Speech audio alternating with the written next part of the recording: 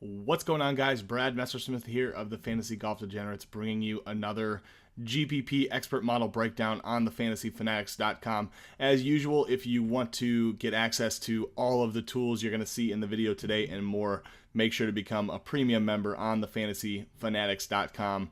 There will be a link in the description of this video, so you can use that link to get over there and check it out.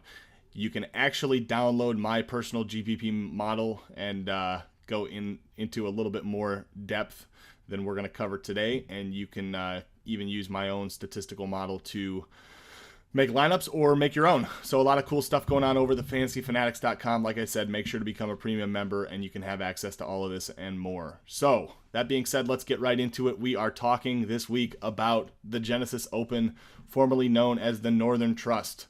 Definitely a star-studded event this week. We're going to have a stronger field than we're used to. If you look, we're at Riviera Country Club, which should not surprise you at all. It's a very familiar course, has been played. Northern Trust has been played at Riviera for many years. So some pretty good course history here. You can see I'm going all the way back to 2009. I think it's important to note that courses tend to change over time regardless of how similar they may be. So dating back too far may not be a great idea. A lot of the stats have changed before 2009, so we're going to cut it off there, even though there is some more course history, but definitely enough here to really be relevant and take into account in our model. I've got 10% course history, 20% recent form, and 70% stats. We don't really want to weight course history too heavily just because we're looking at a GPP model here. I think in cash models, it probably makes sense to weight course history a lot higher. But for me, we're looking to find guys that are going to be under-owned. And to do that, going a little bit lower on course history is a good way to differentiate yourself. So scrolling over a little bit, looking at the key stats, I have this week in my model, strokes gained tee to green gets a 5 weighting, which is not a weight I use very often for any stat. Strokes gained tee to green shows up majorly in the trends tool this week, and it's a stat that I think is one that belongs in models most weeks, but this week we're going to take an even closer look at it for some reasons we'll see in just a little bit. DraftKings points gained on par 71 courses. This is a par 71 course. It's going to be really relevant here. The DraftKings points gained on par 71 shows up in the trends tool as well. Birdie or better percentage, we've talked about this basically every video, but birdie or better percentage, got to have the birdies, got to have the scoring for fantasy purposes, so we want to have that in most every model. Strokes gained approach is the other stat that shows up in the trends tool, pretty relevant. A little bit less so than strokes gained tee to green. Obviously, there's a little bit of correlation there between the two, so I have it as a 2 weight.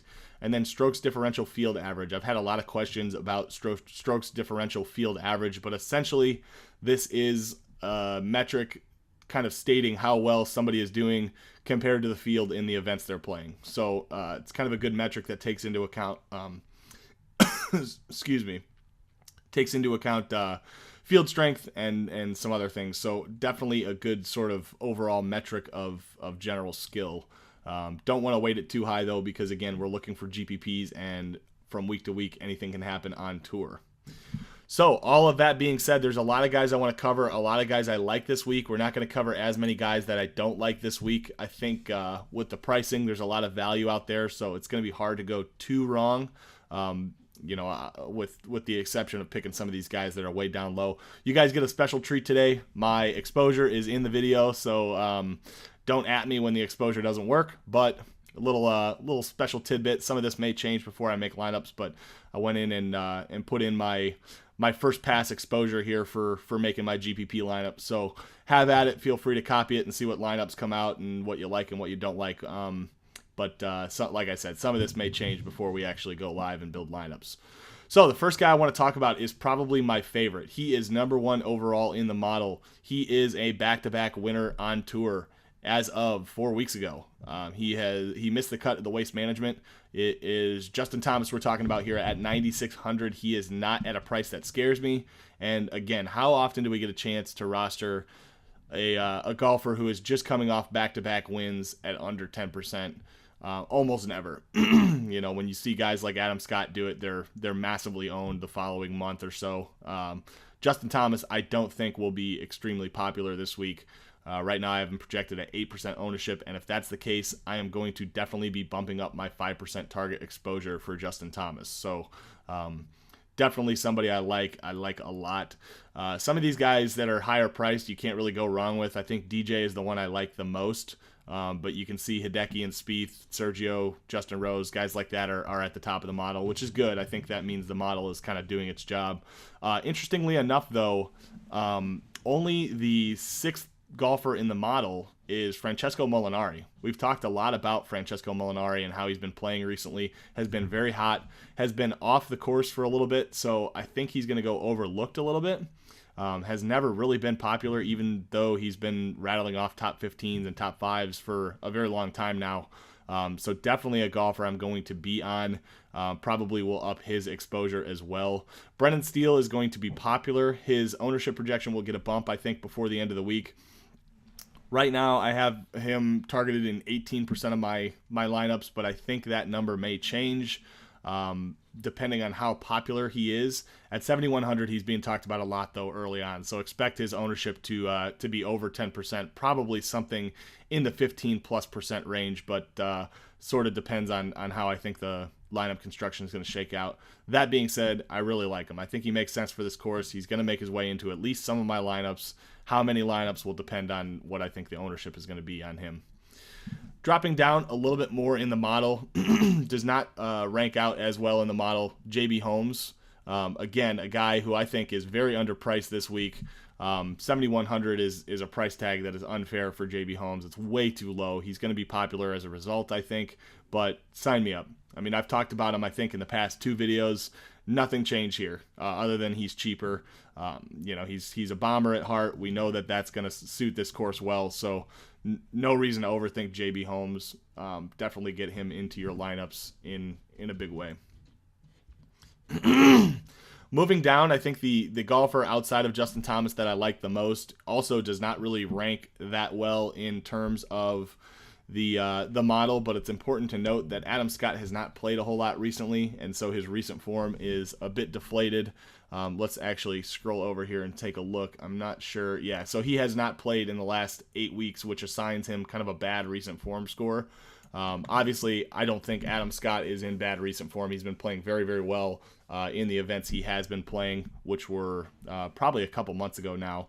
And he's, I think, been playing internationally some recently, and has had good results there. So Adam Scott at 10,300 is probably the guy I like the most, and probably going to be the lowest owned of the players in the 10K plus range. So definitely a good GPP situation there. I'm going to look to overload on Adam Scott quite a bit and cash in, hopefully.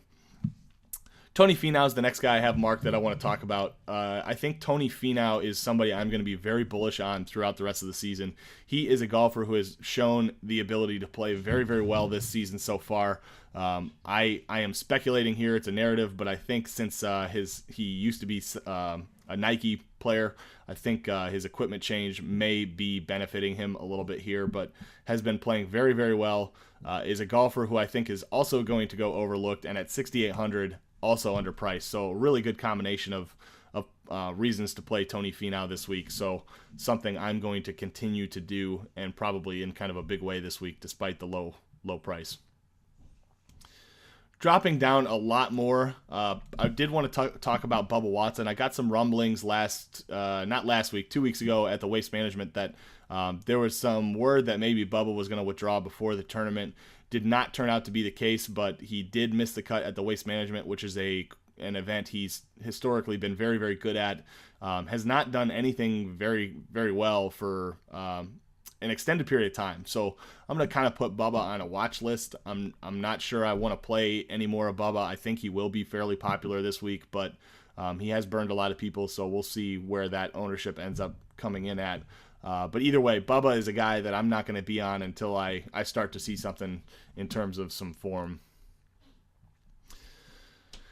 The last guy I want to talk about is Siwoo Kim. I know he is a golfer who I've talked about a lot in the past, who has been very popular, seems to be struggling with some serious back issues, very concerning. So I think, this is one thing that I'm trying to work on in my own game, is that I I have a tendency to want to stick with golfers who are no longer performing like Bubba Watson or Siwoo Kim, and I think it's important in DFS that we're able to adapt quickly and to adjust to these things. So Siwoo Kim is also going on this so-called watch list that I'm air quoting here, but somebody I'm going to be waiting to see. Hopefully, wish the best for Siwoo. Hope his back injuries go away, but definitely somebody that I'm not going to be rostering until I see something out of. So so that's the last guy I wanted to talk about this week. I know we went through it a little bit quicker than usual. If you guys have any questions, feel free to reach out to me on Twitter at BMessDFS. Make sure to check out all the articles on the FantasyFanatics.com Strategy Center. Lots of good stuff, course breakdowns, expert models, expert videos. Really, really cool set of tools over there at the FantasyFanatics.com. As I said, link will be in the description. Make sure to check that out and get access to all of the tools over there. And that's going to do it for us. We will see you guys next time.